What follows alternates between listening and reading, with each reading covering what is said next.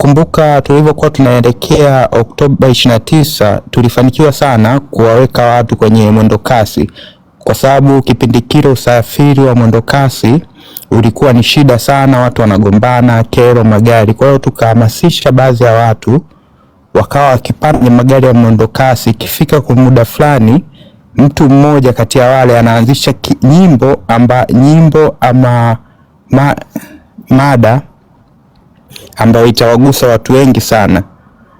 So kwa mfano mkiwa kwenye mwendo kasi unakuta kuna muda watu mnarudi mmechoka au mmetoka kugombania, watu wote wana mawazo. Kama tukiwa tunawapata watu ama tukawafundisha watu, mtu mmoja anaanza kuanzisha kitu ambacho kitaunganisha watu wote. Hapo ni masuala ya saikolojia. Hicho kitu tulikiweza kwenye mwendo kasi, na pia hata ukiona kwenye ile issue ya kuzomewa kwa Mwana FA, watu hawakupanga kwenda kumzomea, ila kuna mtu mmoja ama watu watatu alivyoanza wakafanya kitu kikawasababisha watu wote. Na kitu kingine ambacho hiki nadhani kitasaidia sana, sisi huwa tuna matukio ya mipira, sio matamasha ambayo yanakutanisha watu wengi. Sasa hivi tumejifunza kwamba nchi nzima haimtaki Samia. Tunafanyaje? Hatutawaambia kwamba watu rusheni mawe sio nini. Unaanza taratibu, unaanzisha labda mtu mmoja anaanzisha nyimbo ya taifa, akitoka nyimbo ya taifa anaanzisha mada fulani, na hizo mada huwa zinachokonolewa. Na bahati nzuri kwenye kundi la watu wengi, watu 20 mkifanya kitu kimoja inakuwa si lawama ya mtu mmoja. Sasa hivi kwa sababu hatupati mtu wa kuanzisha, yani mtu mmoja ya kufika kutoka front, kwa hiyo ndo maana inaleta shida. Ila tukiweza kuhamasisha kundi la watu wakafanya kitu kimoja, labda kama ile tulisema kupiga filimbi, watu wote mnapiga filimbi wakati mmoja, inakuwa tena sio responsibility, kwa sababu kila mtu anaweza akakataa kwamba mimi sio wa kwanza. Inakuwa kitu cha wote, then mnakifuta, inakuwa kosa tena. Kwa moja ya kitu ambacho nilikuwa nataka kuhamasisha ni swala la kutumia hamasa kwenye makanisa, kwenye misikiti, kwenye mipira, kwenye muziki. Sasa hivi watu wanaenda, mkiingia tu pale hivi mtu mmoja anachomekea nyimbo ya taifa. Mkiweka nyimbo ya taifa, zile zinakuwa zinarekodiwa, mnashare nchi nzima, watu wanaona kwamba hii nchi sasa hivi kuna vuguvugu la siasa vinaendelea hivyo. Bro, mchangiaji samani. Hizo ndizo mbinu ambao tumekwambia hatutaki tuzungumzie hapo kuanzia leo. Tuende Discord. Ukitaja hivyo CCM nawaambia cha kufanya. Tumeshatoka kwenye system hiyo, tuende Discord. Naam kaka. Ushindi. Hizo mbinu mimi mzee kule brother. Nisikufiche. Ushindi mimi huwa ninaongea na wakina Mange, wakina Maria, tunakuwa tunaandika hivyo vitu vingine. Sasa vitu vingine, kuna vitu vingine ni elimu ya umma, na hii kwa sababu hili si swala kwamba tutoke tukachome. Hivi ni vitu vile vinakuwa ukiimba nyimbo ya taifa kwenye mechi ya Simba ukawashika watu 10, hakuna mtu atakaye kupiga fimbo kwamba uliimba, kwamba wewe ndio ulianzisha, kwa sababu watu wote mliimba na kila mtu pale. Hakuna sababu yoyote ama hakuna namna yoyote utampata mtu wa kwanza kuanzisha, ila tutakuwa watu 10, 20, 100, watu 100 mnaoa wote, au kama vile walivyomzomea Mwana FA pale, utaua watu wangapi? Sema okay, mmemzomea kiongozi, ngoja tuwapige. Pale uwezi ukamkamata hata mtu mmoja ukampa, au mtu yote akapatikana na kosa. Lakini angetokea mtu mmoja akazomea peke yake, hapo ndio inaweza ikaleta shida. Ila kwenye makundi ya watu wanachomekea na makabao kikubwa wa Tanzania, ujue bwana, bado kuna watu wanakauoga, yani ni wanaumia ndani kwa ndani, lakini anaona bora ajionyeshe kwamba hamna lolote, na akipata tu mwanzilishi Mtanzania ndio huwa anafumuka kwamba nimepata. Umesikia Saudia? Hiyo tabia ina jina lake kabisa, inaitwa pluralistic ignorance. Sijui kwa Kiswahili tutakihitaje, lakini issue ni kwamba sisi hapa tunaongea, sio kwamba sisi wenyewe ndo tunaguswa na mambo wanayofanya Samia. unaweza kukuta Nchimbi ampendi Samia, unaweza ukamkuta sijui Majaliwa ampendi Samia, watu kibao, lakini ni kwamba anahisi akisema ataonekana mbaya. Ila ikitokea kundi la watu 20, yani watu 20, 50, 60 wameingia, na wenyewe CCM watajichomekea hapo hapo, na ilivyokuwa Oktoba 29. Yani ukianzisha pile na ukiwa unaanzisha hivi tunaita taharuki, usianzishe ile taharuki kwamba kwa nguvu kubwa, unaanzisha ile nyimbo ya taifa, unakuja labda nyimbo zile za ukombozi. Tena kuna hiyo nyimbo sijaonaga mtu wanaifanya, kuna sisi kila siku nadhani kila wiki huwa tunakuaga na kitu kinaitwa jogging. Kuna jogging club, kwenye zile jogging unaingiza ile nyimbo Idi Amin akifa. Mkiingiza Idi Amin, mtu mmoja anachomekea Idi Amin mama, hivyo vitu mnarekodi, na ikitokea tu hiyo picha watu wana nini, inakuwa viral kama. Na hayo sasa ni maandamano. Unajua maandamano sisi huwa tunafikiriaga maandamano mnatoka mnaenda Ikulu. Mkikutanika kundi la watu 100 mkaanza kuimba nyimbo ya kumtukana Samia, ya kumsema Samia, hiyo ikienda viral, Samia mwenyewe anashtuka, anaona watu wameanza kubadilika. Na kila wiki watu kwenye jogging, watu wanaimba Idi Amin mama kifa siwezi kulia, watu wanaimba Nyerere alisema, mnaimba nyimbo ya kuwasema mafisadi manini. Hivyo vitu vikienea wiki mbili, nchi nzima inafuata hiyo trend. Yani kama watu tunakuaga na trend za Uncle T nini, tunaanza kuchomekea vitu vidogo kama hivi, baada ya muda sasa vinakuwa ni tabia ya umma. Hiyo bonge la point mwanangu, hilo tena tungelikazia mkazo, bonge ya dili hilo liko vizuri. Yule anayesema haya usiseme hapa kaka, hapana, haya sio choma. Ukisema usiseme hapa huo sana. Mkikutana hata watu 30 tu mnaimba Makonda hatukutaki. Na unajua Kasama, Watanzania mimi na imani wengi wana maumivu, lakini waoga. Yani ni waoga. Hicho ndio kitu ambacho kinatusumbua Tanzania. Yani mtu anaibada PFD anaiongea sana hiyo kaka Sama. Saudia tunamsikiaga PFD anasema kuna kiongozi sijui wa nchi gani alianzisha mtu mmoja tu kwenye mkutano kuanza kuimba, watu waliitika. Yani watu waliitika mpaka wakashangaa, ilibidi akimbie.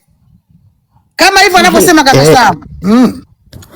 Yani watumia mkiimba nyimbo ya mchaka kwenye nchi wapo wengi. Yani nyimbo ya mchaka mkiimba si watumia, hakuna mtu anayefungwa hapo. Watawakamata watu wangapi? Watathibitisha nani alianzisha? Si ni nyimbo tu. Sasa Makabayo ile siku ya mpira wa Simba, usishangaa aloanzisha labda watu 2, 3, 4, lakini watu wote walokuwa pale hatumtaki Samia grupu zima. Yani nyimbo ikaenda, ndio ujue kwamba tupo wengi. Kinachotufanya sisi wa Tanzania,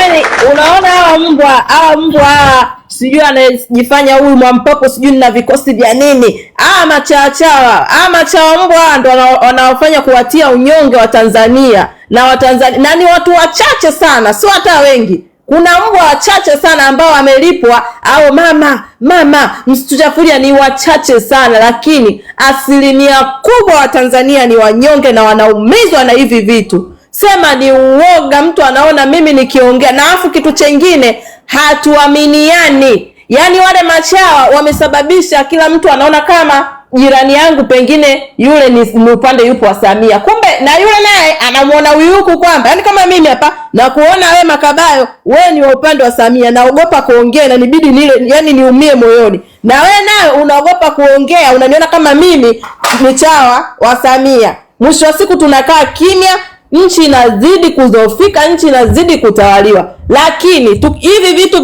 vidogo hivi tukikuwa tunavianzisha, hivi ni point sana ulivyoongea, vitaonyesha Tanzania tujione kama kumbe tupo wengi. Sisi tulijua ile siku juzi hapo walivyowazomea wakina Mwana FA, tulitegemea hicho kitu. Ujue ilikuwa ni surprise kwetu. Yani mimi mwenyewe nilikuwa like kumbe kuna watu ni wenzetu. Kwa sababu kuna muda mimi mwenyewe nilikata tamaa, nikaona hili ni nchi ni la bijitu ya kisenge kweli. Yani bado wanaendelea kumtetea umama. Mimi fikra yangu ilikuwa hivyo. Lakini ile siku ambayo niliona watu mule ndani wanakataa hizo habari, kidogo aliurudisha moyo wangu na kuona okay, kumbe bado tupo. Uoga tu ndio unaotusumbua. Ni point sana. Mimi naikubali na alichokuwa anaongea yule kaka ni kweli kabisa alioshuka. Unajua hii serikali imetuzoea sana kwa sababu inajua kwamba Watanzania hawana reaction. Yaani kitu kikitokea watapiga kelele kwenye mtandao, watanyamaza. Na ndio maana wanapotaka kuteka watu wanamwambia kabisa kwamba watakupigia makelele siku 2-3 watakusahau. Ina maana wanatujua kwamba hatuna nguvu ya kutoka barabarani. Tunasema kwamba hatutoki barabarani mpaka fulani achiwe. Hivi kwa mfano siku alivyomteka Polepole, tumeona mpaka zile video za madamu na nini. Hivi kama tungetoka barabarani siku zile kudai haki kwamba tumeshika mapicha ya Polepole, tumeprint free Polepole, mtu ambaye alikuwa anatutetea, klipu zake zinatembea mpaka dunia ingestuka. Wangesema Watanzania wanamdai nani? Mbona wako mabarabarani? Wale kama kweli wamemuua, wasingemuua. Kwa sababu wangeona hii topic imekuwa ya moto. Wananchi wako barabarani wamegoma kuondoka. Lakini tumeandika tu kwenye mitandao, free Polepole, kiko wapi? Kwa hiyo hawa watu wametuzoea na wanasema kabisa tutakuchukua, watakupigia kelele siku 2, watakusahau. Lakini tukianza kufanya hizi reaction hizi iliyozungumzwa hapa, yani kwamba mtu akijaka tukienda mahala tumefika, tunajaa hapo, tunasema hapa hatutoki mpaka mtu arudishwe. Hii ingekuwa kwanza kabla hajateka mtu wanawaza mara 2, kwa sababu wangekuwa wanaogopa taharuki. Na ndio maana wanachukua sana advantage hiyo kwamba wanawajua Watanzania hawana action, wanaongea tu free. Baada ya siku 3 imekwisha. Kwa sababu Polepole kaondoka machoni mwetu kama masiara. Tumefanya nini kumtetea mtu ambaye ametoka anatuambia kweli mimi nilikuwa CCM, lakini sasa hivi CCM inapokwendea? Hapana, mauaji yamezidi, utekaji umezidi, akaja yule mtu katekwa. Tumefanya action gani? Hivi ndo siku zile bado kwa moto tu Polepole alivyotekwa, tungetoka barabarani na mapicha tumebeba free Polepole, tuko barabarani, piga maji ya machozi, tumeganda. CNN, BBC, vyombo vya habari vingegeuka. Jamani, Watanzania wamebeba picha ya huyu mtu alikuwa balozi Cuba. Huyu mtu alikuwa anaongelea kwamba watu wasiuliwe, watu wasitekwe, na yeye sasa hivi katekwa. Wasingemuua kama kweli wamemuua. Wangetafuta tu njia ya kumwachia, kwa sababu wangeona dunia imestuka.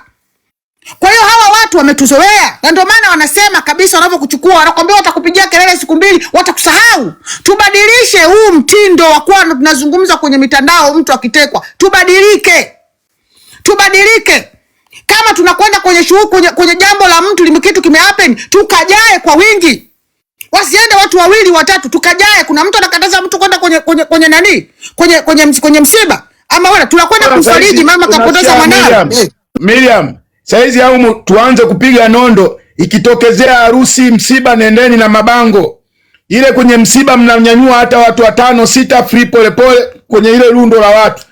Hivyo action vikitokea kila siku hata mkikutana tu kuna kasehemu wamejaa watu zaidi ya 300. Wale watu wa kwenye grupu hili, nendeni na vibango vyepesi, wekeni pale, fungueni, chukueni picha faster, rusha kwenye mtandao. Mnatafuta tena sehemu nyingine kwenye misiba, mnazurura na mabango tu. Ianzishwe kampeni, wanazurura na mabango mpirani mle. Mpira ukiisha, mnajiorganize hata watu 7, mnapiga na ile sisi tunarusha mitandao. Na angalia Watanzania wanaikataa sasa hizi serikali. Yaani tutawachafua sana kwa mwendo huo. Sana. Tusiwaache hao watu. Safi sana, wazo zuri hilo tulifanyieni kazi. Tulipigieni debe kweli kama tulivyopiga ya 77. Tutafanikiwa.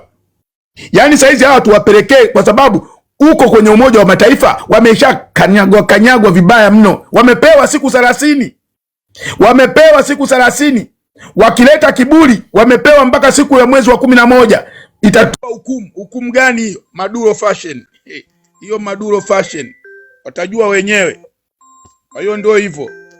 Aongee mwingine. Sawa, kaka Sama, mimi nilikuwa nataka kutoa hiyo, yani mimi nachomekea katika vile jamaa aliyosema mara kwanza kuhusu mambo ya mchaka na dada nani hapo alipoongea hapo saizi. Yani hicho kitu, yani ni same point na wewe ukaunganisha hapo. Mimi nataka kuunganisha kwenye mpira. Yani hizo nyimbo za mchaka zile zifanyike kwenye uwanja wa Taifa, kwenye mpira. Ndio zinaanzia pale, mtu akianzisha zile nyimbo, watu wakitikia mndani, pale ndio wana connect, pale ndio wanatoka nje nazo. hizo nyimbo za mtakataka kama zile nyimbo. Yaani pale uwanjani pale wanataka group la watu kama 10 tu. Wanaanzisha wimbo mmoja, wateze zile nyimbo za mtakataka zile. Alisema basi mnazichange zile za kumtukana Samia, za kuitoa CCM. Yaani mnazitafuta zile nyimbo zote. Unajua watu wamepita JKT, watu wamepita kwenye show za. Mimi sasa hizo nyimbo lakini nyimbo zinajulikana. Wanaweka zile, wanatafuta nyimbo zile, wanaziandika nyimbo zao za nyimbo fulani, afu wanaandika na maneno fulani ambao watakasema ambayo ya kuhimiza watu kutoka. Kwa hiyo pale kwenye uwanja pale mnatakiwa tu kama 10-20 tu pale mkianzisha upande mmoja huku, upande kule kianza kula nini? Kwa mfano kama zile siku alivyosema nani alivyokuwa anaongea yule nani yule Msigwa pale uwanjani pale. Pale ndio ilikuwa sema kuchomekea ule wimbo kama ule sasa pale. Pale watu walivyoanza kuona mbuu pale. Msigwa alivyotaka kuconnect kupiga simu sio kwa mama pale, afu watu wakaanza kubuu pale. Hasa pale kama ingekuwa kuna watu pale 5-10 hivi wameanzisha wimbo pale, bwana uwanja mzima unaitika. Na uwanja ukishaitika pale kuimba sasa mnasema jamani tutoke. Maandamano yanaanzia hapa. Watu tayari wanaingia barabarani. Umenipata hiyo? Kwa hiyo naona hii swala la kuimba nyimbo hizi tuanze kutengeneza nyimbo sasa hivi kabisa. Hizi nyimbo tuanze kubadilisha nyimbo tu. Kama mtu kuna nyimbo anazijua zile, kwanza mimi sasa hivi nitatengeneza nyimbo zingine kabisa za mchaka afu nitazirekodi yani. Sasa kama ndazidi kuzikumbuka na kama kuna mtu ana idea nitazirekodi afu yani hii mfululizo zile nyimbo. Za mchaka kabisa zile maneno tunatengeneza, alafu tunatengeneza afu unazirusha pale ili watu waanze kuziimba zile nyimbo. Ili ikitokea siku moja watu wanapata opportunity hata kwenye harusi, hata kwenye mkutano wote, hata kama siku ile kwenye ile nani FA pale. Na kuingilia kidogo ule wimbo. Lasi kidogo tu uendelee. Kuna lijinga hapa linajiita Enrique Judex.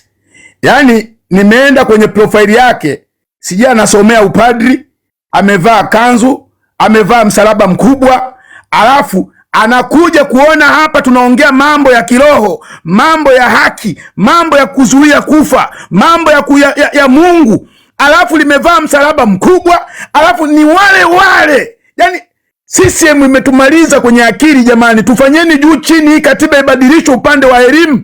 Hakuna ambaye nilishamfuata kwenye profile yake sio limbumbumbu la kijijini.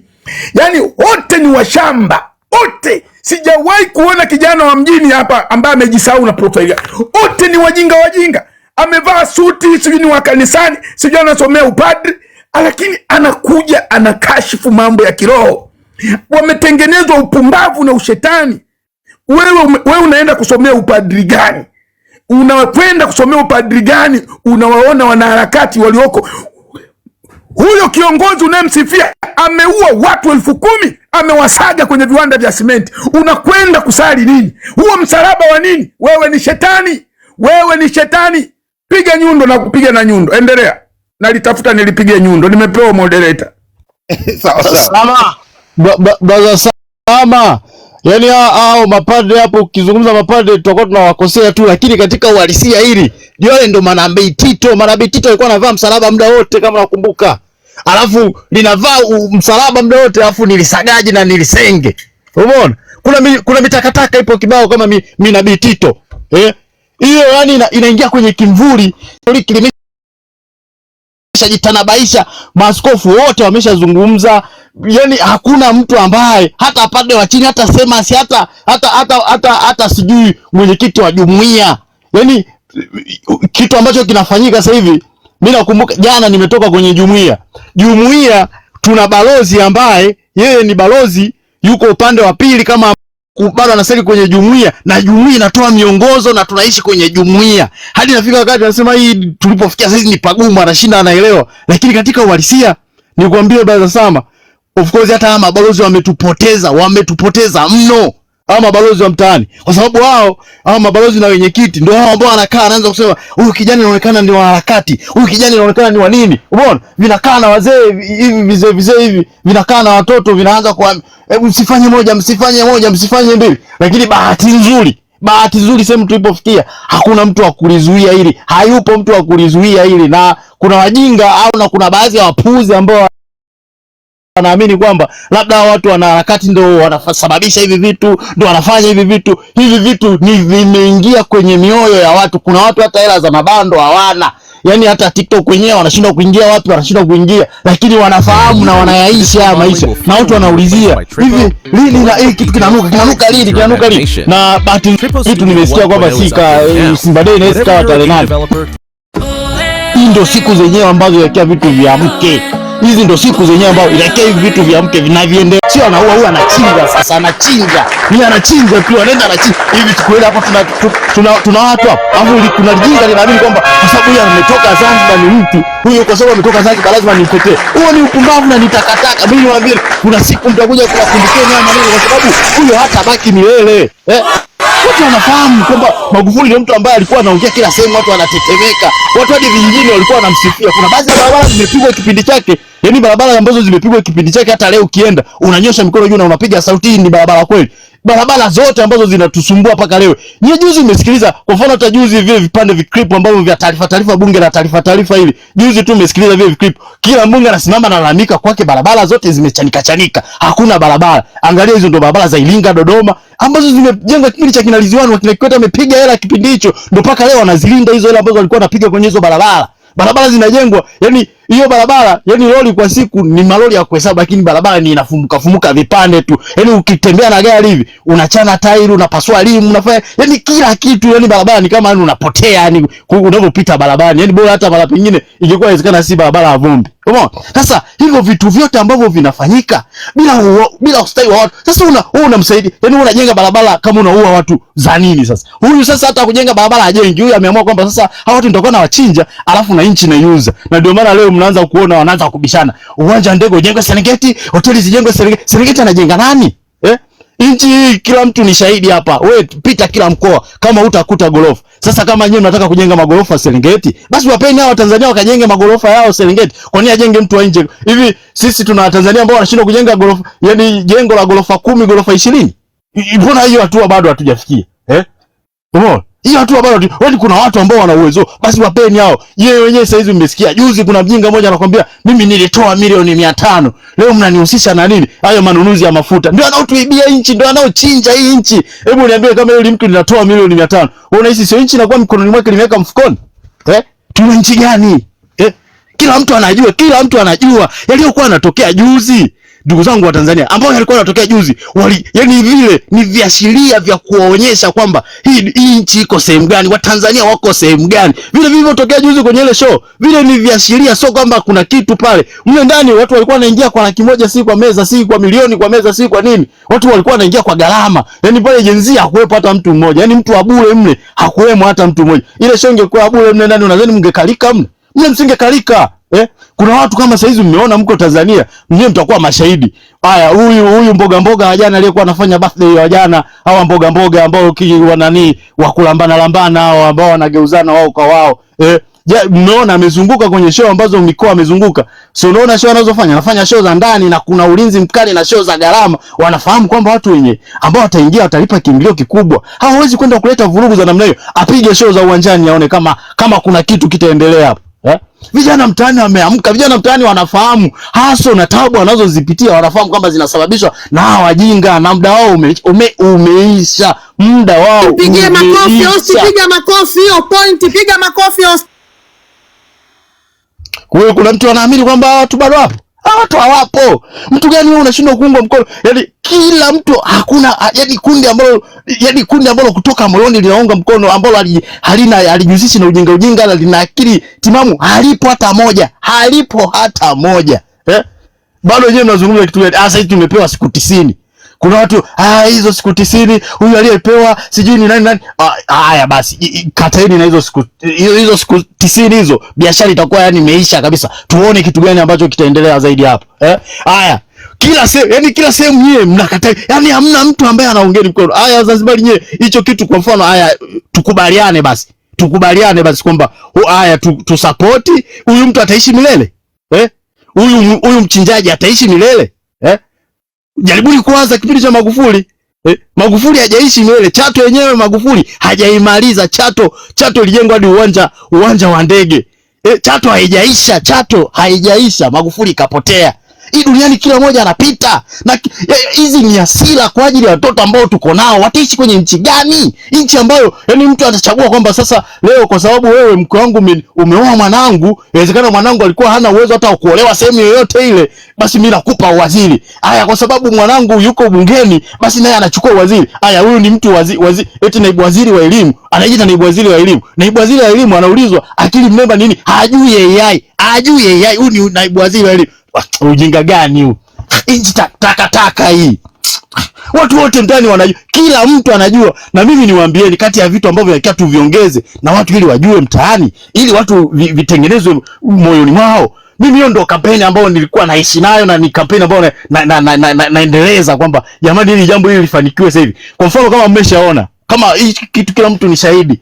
Kwa mfano inatokeaga baadhi ya mitaa, mnakuta labda hiyo sehemu labda kuna magari yanakimbia sana, kuna ajali zimetokea kama ngapi pale. Wananchi tu wanashangaa, siku moja tu wameamka hapa leo hakuna mtu kupita na ajali imetokea, na kila siku tunaambia msikii hapa leo hamna mtu kupita paka matuta yajengwe.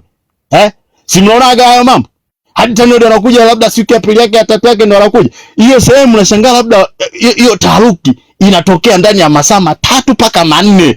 Hii hao wanaojiita si mapolisi manini hawajafika huo muda wote, taharuki inaweza katokea. Hebu niambie kwa mfano kama hiyo taharuki ndio imetokea hapo, mkakinukishia hapo. Yaani hapo ikatokea kama kuna watu wanaoelewa, wakakinukisha hapo tukaanza kutoka sehemu moja na kuelekea sehemu nyingine. Hivi ndio vitu ambavyo sasa inatakiwa tuvifanye. Hivi ndio vitu ambavyo yani iwe nani stop kila sehemu. Yani mtu akisikia tu kuna taharuki, labda nyumba imeungua, zimamoto amechelewa, hapo kinanuka hapo. Hapo kinanuka, yani hapo tu jambo linatokea.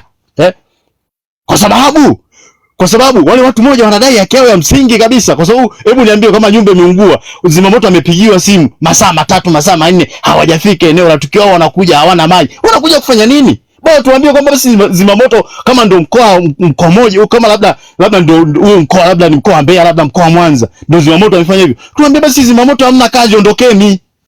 Sisi tunawapigia simu tufahamu kwamba huu mkoa hauna zimamoto kwa sababu mmeshindwa kutekeleza jambo la msingi. Kama ni mambo ya TANROADS iwe ni hivyo. Yaani taharuki zile zote ziwe zinapita umo. Hii kitu kimeenda hiki.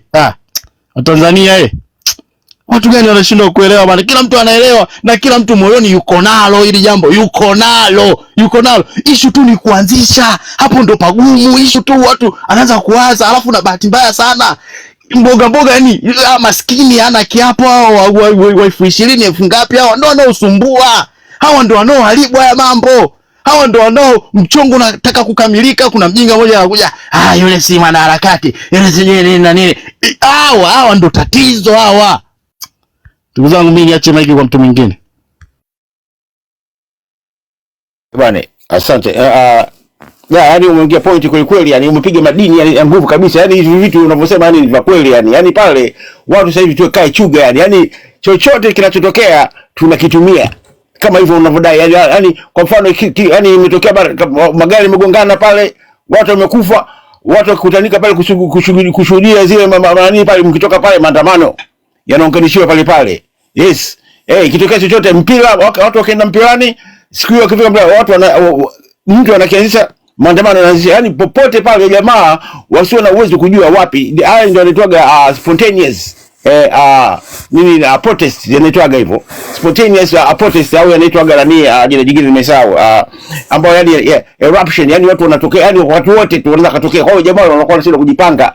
Sasa hivi kwa sababu sisi tunawatangazia, ndio maana wajifanya kuweka mapolisi kila sehemu. Lakini sisi sasa hivi tukiamua sasa hivi tukifika sehemu, yani kama kwa mfano yani watu wamejaa pale kwenye labda kwa mzinga umetokea, watu wamekufa na nini. Alafu watu tunajua kabisa huu ni uzembe kutokana na barabara mbovu. Watu wanaweza kusema hizi barabara mbona hatengenezi, watu bwana, watu wanakufa kila siku jamaa na nini. Usamia nini unaanzisha story pale jamani jamani ni shenzi bwana. Leo bwana sasa nini? Mnaanzisha hapo. Unaona? Watu pale kwa sababu tayari ushakasirika, ni rahisi yani kuchomekea pale. Unachomekea pale mchezo unaanza kama una kilani, mnaweka mabango yenu, mmeingia mtaani.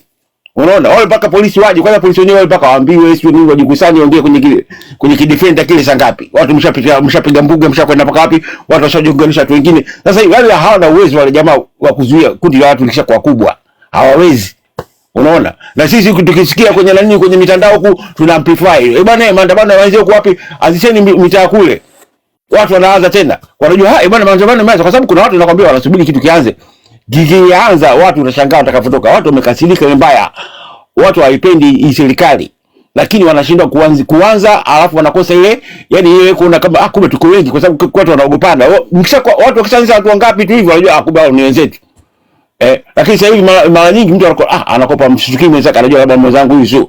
Lakini watu wakishaanzisha pale mkuu barabarani pale